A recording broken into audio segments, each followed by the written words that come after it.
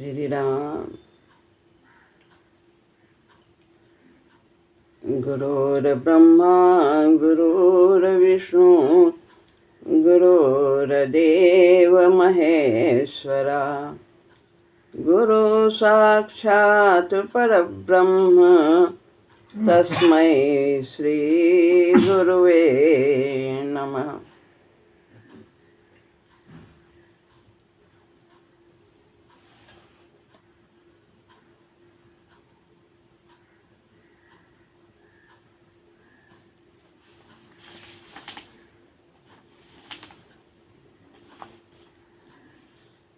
श्रीमद् भगवद गीता अध्याय 6 श्लोक है 31वां।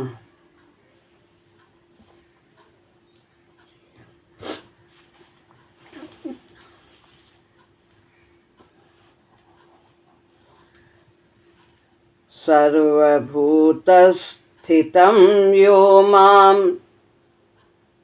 भजत एकत्वमास्थितः, सर्वथा वर्तमानोऽपि सा योगी मयि वर्तते।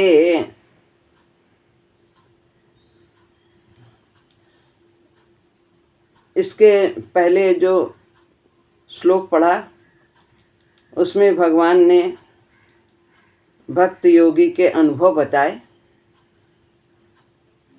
यो माम पश्यति जो पढ़ा गया है 30वां श्लोक। अब इसमें भगवान भक्त योगी के लक्षण बताते हैं।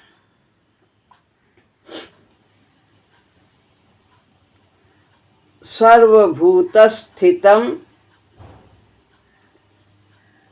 संपूर्ण प्राणियों में स्थित। यो माने यहाँ पर मात्रा है ओ की, तो हटा के यह शब्द है, यह में विसर्ग लग जाता है। तो यह माने जो, माम मेरा, भजति आधा ता और या ई हो गया, संधि है यहाँ पे, तो भजति पढ़ेंगे। भजति माने भजन करता है। फिर एक ही मात्रा है या में, एकत्वम मुझ में एक ही भाव से, मुझे को ही सब में देखता है, एक मेरा ही भजन करता है, मेरा ही आश्रय लेता है। आस्थितः यानी स्थित हुआ।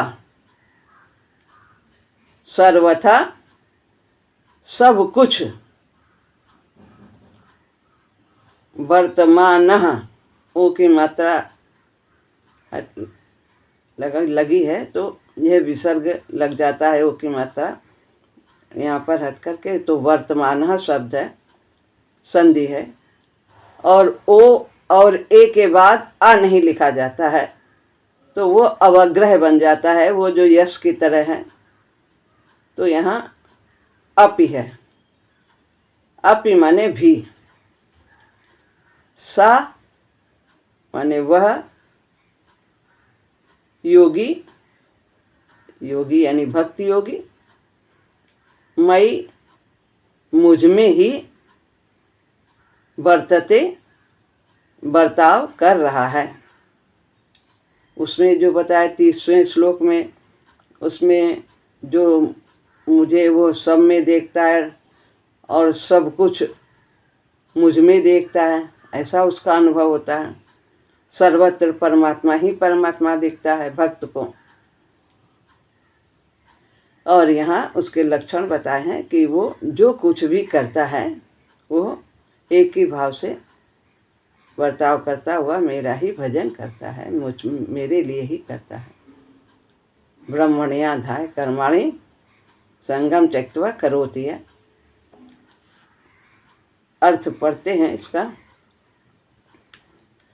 मुझ में एक ही भाव से स्थित हुआ जो भक्त योगी संपूर्ण प्राणियों में स्थित मेरा भजन करता है,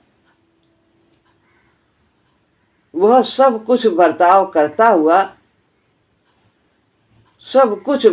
करता हुआ भी मुझ में ही बर्ताव कर रहा है, अर्थात वह नित्य निरंतर मुझ में ही स्थित है।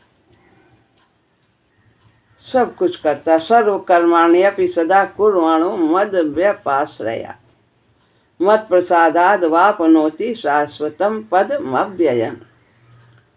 सब कुछ करता हुआ, जो भी उसके कर्तव्य हैं, जिस आश्रम में वो है, गृहस्थ आश्रम में है, वानप्रस्थ में है, संन्यास में है, किसमें भी है, जो उसके कर्तव्य हैं वो अपने सभी कर्तव्यों को कैसे करता है? मेरा आश्रय लेकर, एक ही भाव से, एक परमात्मा के लिए ही है। तो वो सब कुछ करता हुआ है, मेरा ही भजन करता है, मुझ में नित्य निरंतर स्थित है। वो कहीं जाने की जरूरत नहीं है। अपने कर्तव्य का पालन भक्त योगी भगवत भाव से करता हुआ परम पद की प्राप्ति करता है। गुरु जी कहते हैं,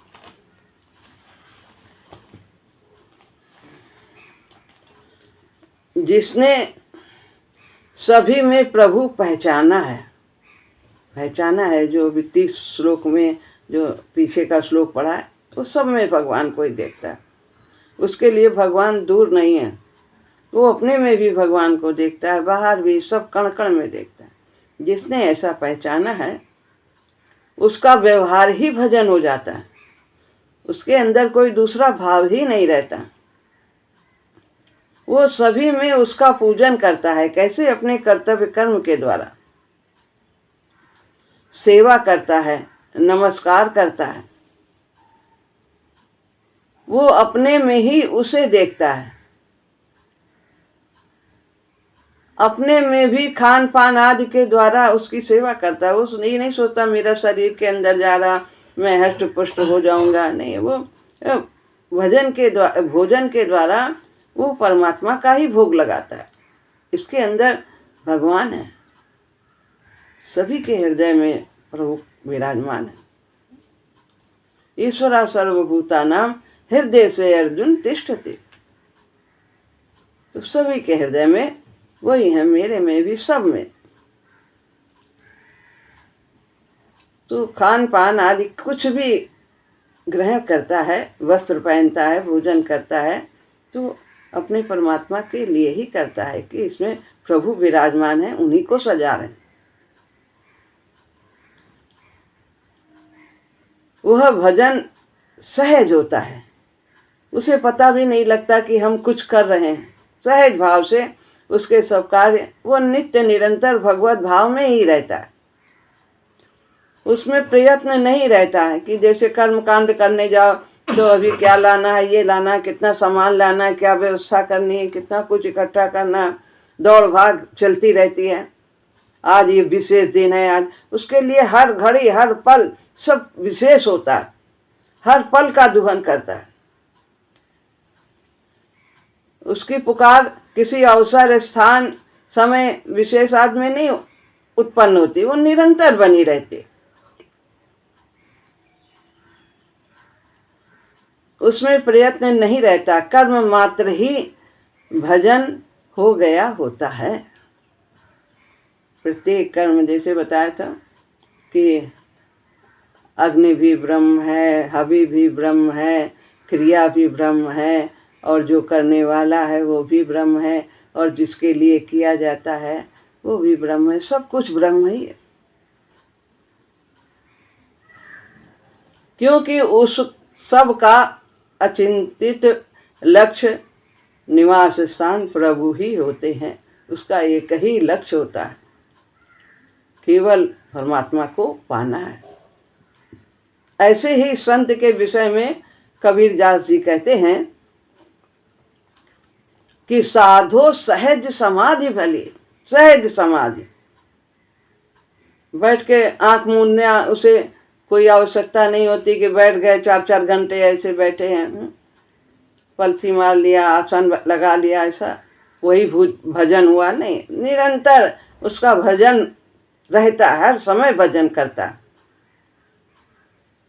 भगवान से युक्त होना ही भजन है, हर समय जुड़े रहना, हर समय उसकी याद में रहना, प्रत्येक कर्म उसके लिए करना, क्योंकि सब में तो वही बसा है।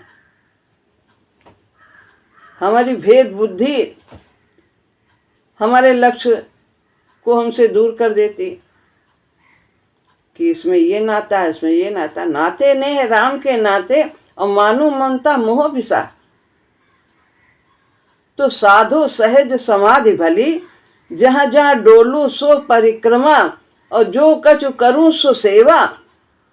जब सोऊं तो करूं दंडवत, और पूजूं और न देवा। कोई और है ही नहीं, सर्वत्र तो वही है। प्राणी मात्र में, कण मात्र में वही बसा है, ऐसा उसका भाव रहता है। यह उसका लक्षण। यह कहा है उसके लिए जिसका वर्णन ऊपर के श्लोक में हुआ है। कौन सा? अभी जो 30वां श्लोक हम लोगों ने पढ़ा, जो मुझे सर्वत्र देखता है, सब में मुझको देखता है। ये उसके लिए है, जिसके लिए प्रभु कभी खो नहीं जाते। वो मेरे लिए अदृश्य नहीं होता, मैं उसके लिए अदृश्य नहीं होता। जो प्रभु के लिए नहीं खो जाता, जिसके लिए प्रभु नहीं कभी खोते, और जो प्रभु के लिए कभी नहीं खोता, निरंतर भगवान उसका चिंतन करते हैं। जो भगवान का चिंतन करता है, भगवान उसका चिंतन करते हैं। जब तक व्यवहार हमें प्रभु से दूर कर देता है, तब तक योग आंशिक है और मन पर आश्रित होता है। तो हमारा व्यवहार जैसा होता है, हम उतने ही प्रभु के समीप होते हैं। जिस भाव से व्यवहार होता है, तो जब हमारा भेद बुद्धि होती है तो राजसी बुद्धि हो जाती है, और यदि हम सब में भगवान को देखते हैं तो हमारा वह सात्विक ज्ञान होता है।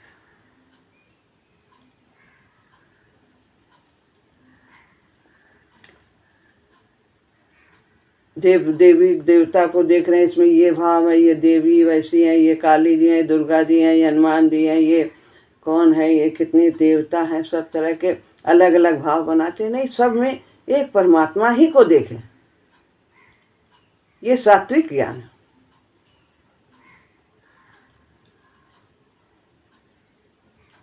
जब योग सहज हो जाता है, सिद्ध हो जाता है, तो वियोग असंभव होता है। तब साधना समाप्त हो गई होती है। तब याद करने की आवश्यकता नहीं पड़ती, क्योंकि अंतर ही नहीं रहता, भेद है ही नहीं, सब जगह वही है, मुझ में भी वही है। तो जो साधक है और साध्य एक ही हो जाता है। भक्त और भगवान एक ही हो जाते हैं। भक्तों को कहीं अपना अलग व्यक्तित्व तो दिखाई नहीं देता, वही है, वही कर रहा है, वही सब कुछ कर रहा है। मैंने तो नहीं कहा, जैसे तुलसीदास जी ने कहा, जब टोडरमल की बहू थी, वो विधवा हो गई थी, तो तुलसीदास जी के पास लाए गए उनकी अर्थी, तो और वो उसकी बहू भी आई, तो उसने चरण छुआ लोगों के कहने से, तो उन्होंने कहा सौभाग्यवती हो, पुत्रवती हो। तो फिर वो कह रहे, अरे ये तो अर्थी पे जा रहे हैं और आप ऐसा वरदान दे रहे। कहने मैंने तो नहीं कहा, उसने कहा है, उसने कहला, वो हमें तो कुछ नहीं जानता। अच्छा ले आओ। फिर उसके ऊपर हाथ रखा तो प्रभु ने उनकी वाणी को सत्य कर दिया, वो जीवित हो गया बेटा टोडरमल का। तो वो अपने को अलग समझता ही नहीं। ये कितनी ऊंची भक्ति की स्थिति है। एकत्र का आश्रय लेकर किया गया भजन है, सब में एक और एक में सब। ये भाव होता है, सब में एक वही परमात्मा है और सब कुछ उसके अंदर है। यही है एकत्व का भाव। एक के अलावा दूसरा कहीं कुछ है ही नहीं। तो जैसा कि कहा था कि सर्वकर्माण्यपि अपि, श्लोक पर भी बताया था, तो वो महाराज जी कहते हैं कि सब कर्म करता हुआ भी मेरे आश्रित हुआ, मेरी कृपा से शाश्वत अव्यय पद को पा जाता है।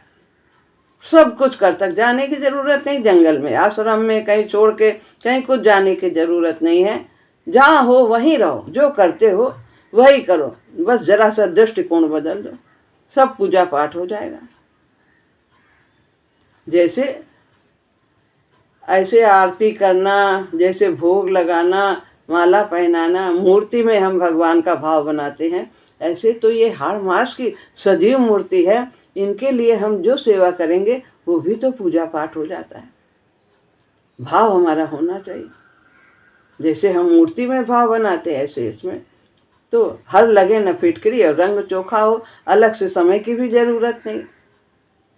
भगवान की सृष्टि में हम सहयोग भी देते हैं, सब कुछ कार्य करते हैं और प्रभु की भी प्राप्ति होती है। कहते मेरी कृपा से शाश्वत अव्यय पद को प्राप्त होता है, जो पद कभी समाप्त नहीं होता, जहाँ से कभी गिरना नहीं होता।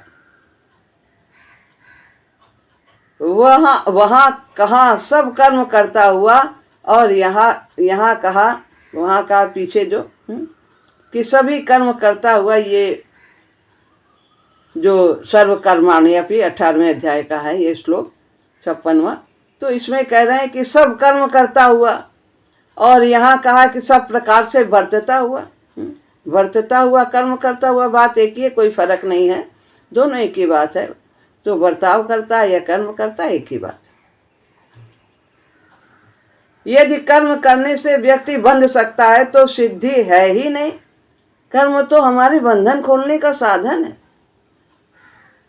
बस भाव बदलना। यही तो गीता हमें सिखाती है। कर्म योग, हमारी साधना कर्म योग और भक्ति योग मिश्रित है।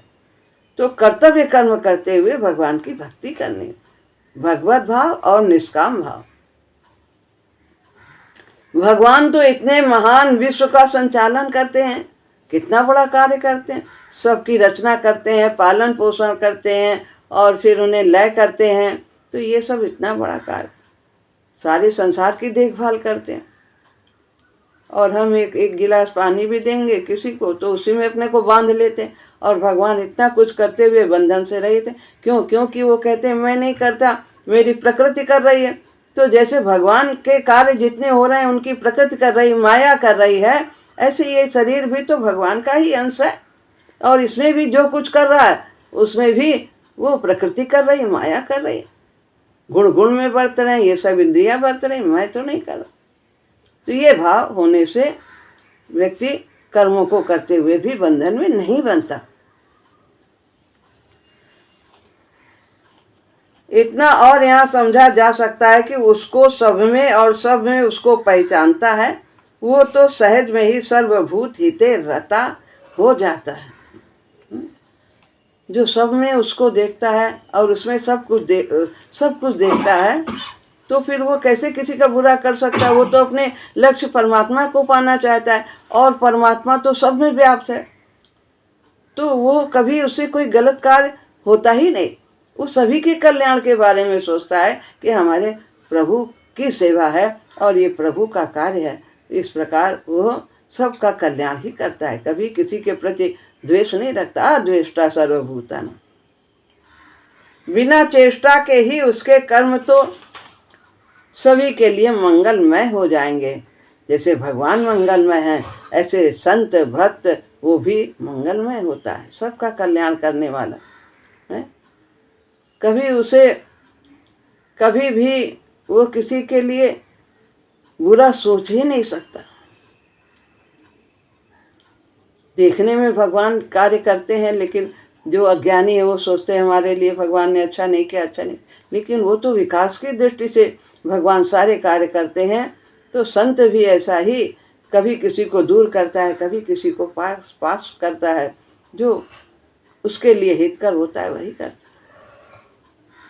कभी दुलार करता है, कभी डांटता है, कभी सब कुछ विकास के लिए। जैसे स्कूल के अध्यापक होते हैं, उनके अंदर भाव यही होता है कि ये जो शिष्य है उसका कल्याण आगे बढ़े, विकास में अग्रगति प्राप्त करे। तो यहाँ पर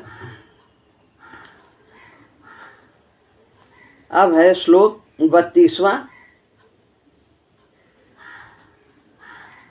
ये भी बहुत ही सुंदर श्लोक है। अब यहाँ बताते हैं, भक्त सब बर्ताव करते हुए भी मेरे में कैसे बर्ताव करता है, यह इस श्लोक में बताते हैं किस प्रकार से करता है। सब कुछ करते हुए भी वो किस प्रकार से करता है।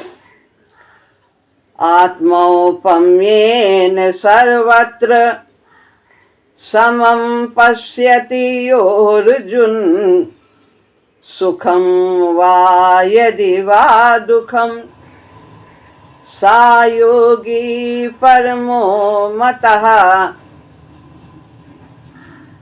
यहाँ पर भी ये है योर्जुन, यो या में ओ की मात्रा है तो वहाँ नहीं लिखा अर्जुन।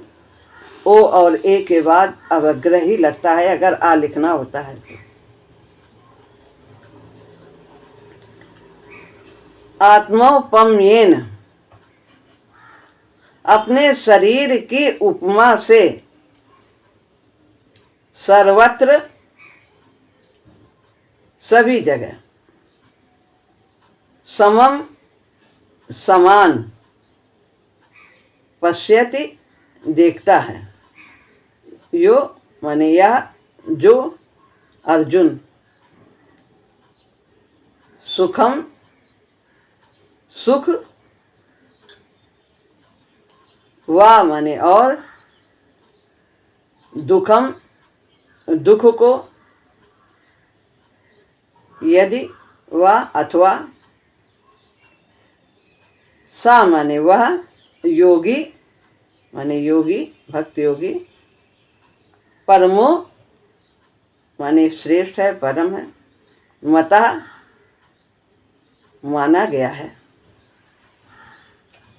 हे अर्जुन, जो भक्त अपने शरीर की उपमा से सब जगह मुझे समान देखता है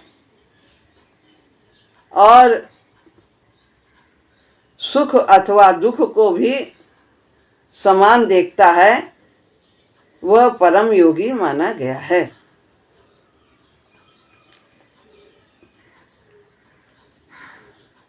व्याख्या, आत्मोपम्येन सर्वत्र समम पश्यति अर्जुन। साधारण मनुष्य जैसे अपने शरीर में अपनी स्थिति देखता है, तो उसके शरीर के किसी अंग में किसी भी तरह की यदि कोई पीड़ा होती है,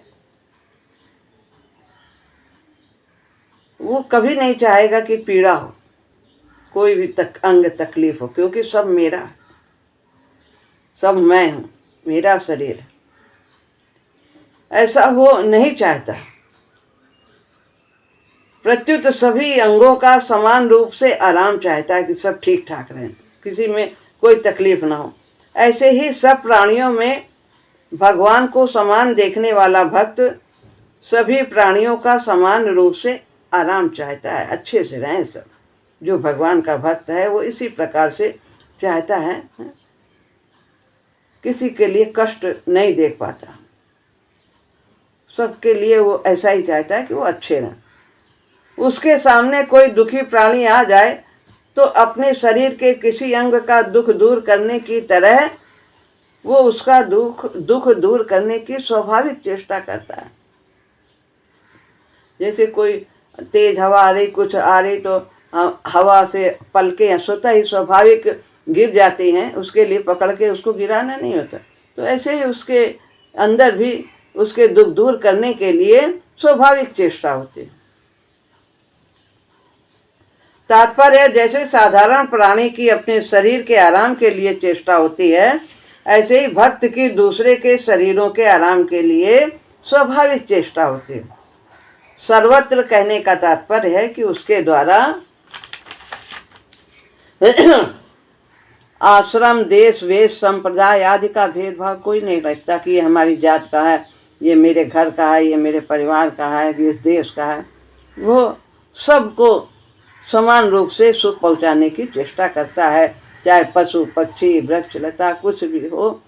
किसी को भी दुखी देख करके, कष्ट में देखकर जो उससे यथाशक्ति कार्य सेवा का होता है वो करता है। पर उसका व्यवहार भिन्न होता है। जैसे किसी को भूख लगी है, जानवर को भूख लगी है तो उसको उसका आहार देगा, और मनुष्य को भूख लगी है तो उसको उसका आहार देगा। अपने शरीर के अंगों को दुख दूर करने के समान चेष्टा होने पर भी भेद दृष्टि तो रहती है, व्यवहार में रहती है। जैसे हाथ से हाथ छू जाए तो हाथ नहीं धोते, लेकिन हाथ से अगर पैर छूते हैं तो फिर हाथ धो लेते हैं। यदि हम मल मूत्र की सफाई करते हैं तो हाथ अपने कैसे विशेष प्रकार से धोते हैं। तो व्यवहार हमारा भिन्न होता है।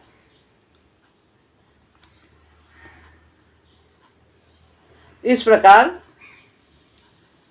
तात्पर्य है कि जैसे अपने शरीर का कोई अंग अस्पृश होने पर भी वो अप्रिय नहीं होता, व्यवहार भिन्न होने पर भी सभी से हम प्यार करते हैं।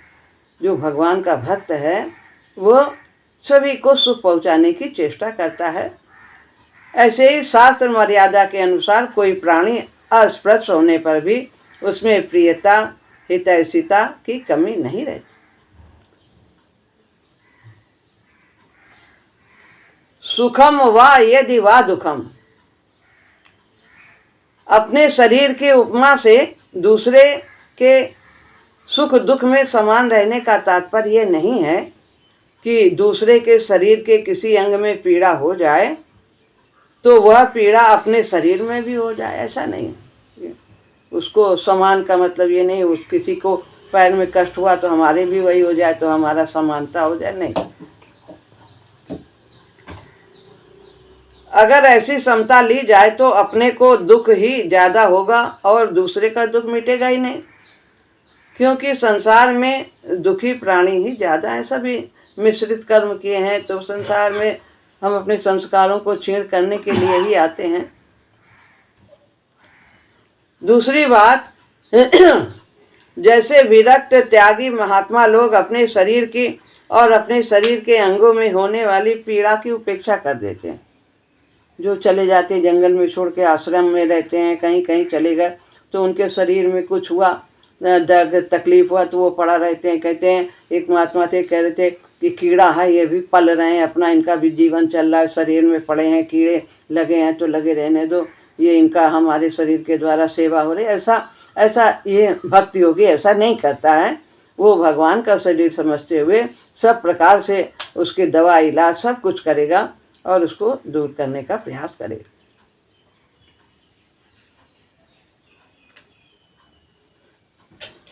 तो ऐसे ही दूसरे के शरीर की और उनके शरीर के अंगों में होने वाली पीड़ा की उपेक्षा वो नहीं करता, ना अपने शरीर की ना दूसरे की।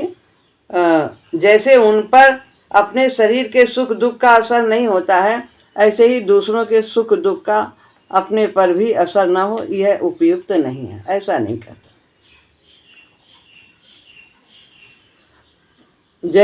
आगे बताते हुए उपयुक्त पर इसका तात्पर्य है कि जैसे शरीर में आसक्त अज्ञानी पुरुष के शरीर में पीड़ा होने पर उस पीड़ा को दूर करने में और उसे सुख पहुंचाने में उसकी जैसी चेष्टा होती है, जो अज्ञानी पुरुष हैं वो क्या करते हैं कि शरीर में आसक्ति है जिनके, तो वो अपने शरीर में जब पीड़ा होती तो कितना परेशान हो जाते हैं, कैसे चेष्टा करते हैं कैसे दूर हो जाए।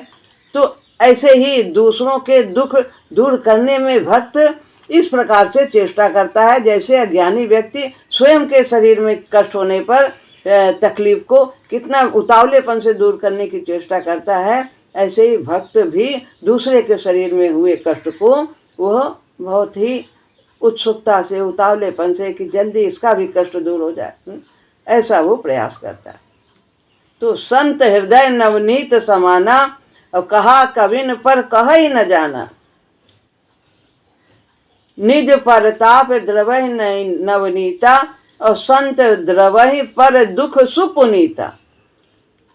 लोगों ने कहा कि ये नवनीत के समान उनका हृदय होता है, संत का मक्खन के समान, लेकिन कहते हैं नहीं, तुलसीदास जी नहीं कह नहीं पाए ठीक से, लोगों ने कहा तो है लेकिन नहीं, कुछ अंतर है। क्या कि जो है मक्खन जब उस पर ताप पड़ता है उसे गर्म किया जाता है तब वो पिघलता है, लेकिन जो संत है वो दूसरे के ताप दुख को देखकर कष्ट को देखकर उनका हृदय पिघल जाता है, द्रवित हो जाता है। भक्त के शरीर में पीड़ा होती है तो वो उसको सह सकता है और उसके द्वारा उस पीड़ा की उपेक्षा भी हो सकती है, परंतु दूसरे के शरीर में पीड़ा हो तो उसको वो सह नहीं सकता। कारण कि जिसकी सर्वत्र भगवत बुद्धि है उस भक्त के अंतःकरण में तो पीड़ा सहने की शक्ति है। जिसमें भक्ति है वो सह सकता है, प्रभु की कृपा से सहन शक्ति है उसकी, जो है अपने कष्ट को सह लेता है, शक्ति है। पर दूसरे के अंतःकरण में पीड़ा सहने की वैसी सामर्थ्य नहीं है, वो छोटे से दुख में ही सामान्य व्यक्ति परेशान हो जाता है। अतः उनके द्वारा दूसरे के शरीर की पीड़ा दूर करने में विशेष तत्परता होती है। जैसे इंद्र का उदाहरण दिया कि इंद्र ने बिना कारण दधीच का नाम सुना होगा, ऋषि महात्मा, तो अकारण कोई अपराध नहीं किया था, उनका सिर काट दिया था। फिर अश्विनी कुमार ने उनको जीवित कर दिया दोबारा। लेकिन जब इंद्र का काम पड़ा तो दधीच ने अपने शरीर का त्याग कर दिया और उससे वज्र बनवाया, इंद्र को अपना शरीर दे दिया। अपने शरीर को, इससे आत्मा को निकाल दिया और लोग सब जानते हैं महात्मा, तो वो अपने शरीर का त्याग करके और उन्हें अपने हड्डियों से अस्त्र बनाने के लिए दे दिया। तो वो देखते नहीं कि किसने हमारे साथ कैसा किया कैसा नहीं, जो वो करना है, वो जो उचित है, वो सेवा भाव सबके लिए तत्पर रहता। सुखम यदि वा दुखम सा योगी परमो मता, जो सुख और दुख में सब के लिए समान रहता है वही वास्तव में मेरे मत में श्रेष्ठ योगी है।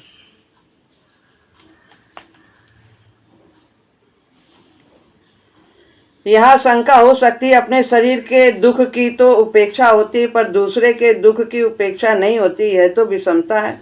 ये समता कहाँ रही कि हम अपनी तो भक्त ने इतना ध्यान नहीं दिया, दूसरे के लिए बहुत उत्सुक है उसके दुख को दूर करने की। वास्तव में ये विषमता समता की जनक है, समता को प्राप्त कराने वाली है।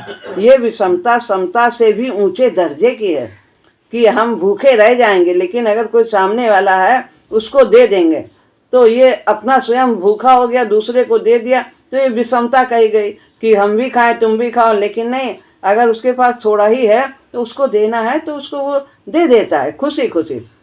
तो यह ऊंचे दर्जे की विषमता है। साधक साधन अवस्था में ऐसी विषमता करता है तो सिद्ध अवस्था में भी उसकी ऐसी ही स्वाभाविक प्रवृत्ति होती है। सा योगी परमो मता, तो भगवान कहते हैं कि जिसकी दृष्टि में परमात्मा के सिवाय कुछ नहीं है, वो जो भगवान से नित्य जुड़ा है, वह भगवत बुद्धि होने के कारण भगवान से उसका कभी भी वियोग नहीं होता है। ऐसा योगी मेरे मत में सर्वश्रेष्ठ है।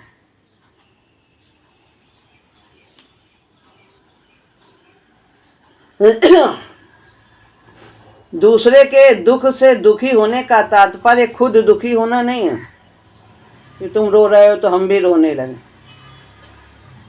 प्रत्युत दूसरे के दुख को दूर करने की चेष्टा करना है। दुखी हो गए हम भी जाके दुखी हो गए तुम दुखी हो, ऐसा नहीं। जो कर सकते उसे सांत्वना देना है, उसकी मदद करना है। जो कर सकते हैं उसके कुछ शांति मिल जाए, आवश्यकता है यदि कुछ तो सहायता कर दें। इसी तरह खुद सुखी होने के लिए दूसरे का दुख दूर नहीं करना है अपने, कि हम दूसरे के दुख को हमने काम किया तो हम बड़े सुखे में बहुत शांति मिल गई, नहीं हम सुखी हो गए इसलिए हम दुख दूर करते हैं। नहीं, प्रत्युत करुणा करके दूसरे के को सुखी करने की चेष्टा करनी चाहिए। अपना भाव ये नहीं कि हमको काम करके दूसरे की सेवा करके हम बहुत सुखी हो, ये भाव भी ठीक नहीं है। नहीं, हमारा स्वभाव है इस प्रकार से दूसरे के कष्ट को दूर करके, हमारे अंदर करुणा का भाव है इसलिए हम उसे दूर करें, भगवान का भाव है। तो ना कहा है मैत्री करुणेव च, करुणा का भाव। तो इस प्रकार दूसरे का दुख दूर हो गया तो वह सुखी हो गया, दूसरा सुखी हो गया, उसको प्रसन्न हो गया, इसलिए मैं प्रसन्न हूँ। भगवान की सेवा हुई। बस इतना ही इसमें है कि उदाहरण दिया है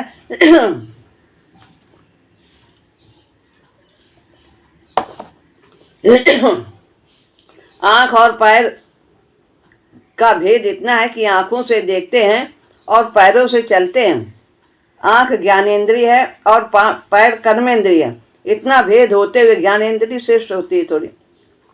इतना भेद होते हुए भी अभिन्नता इतनी है कि कांटा पैर में लगता है तो आंसू आँख से निकलते हैं, और मिट्टी आँख में पड़ती है तो पैर लड़खड़ाने लगते हैं। कितना आपस में तालमेल। तो इस तरह सभी में भगवान हैं। सभी कण कण में हमें भगवत भाव में सदा रहना चाहिए। भगवान कहते हैं वही श्रेष्ठ योगी। श्री राम।